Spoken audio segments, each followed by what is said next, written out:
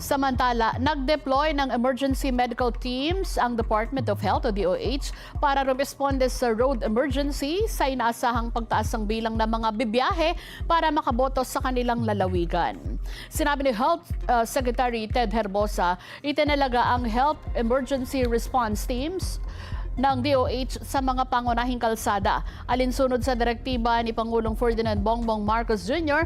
na ihanda ang mga lugar na pupuntahan ng mga botante kaugnay ng eleksyon.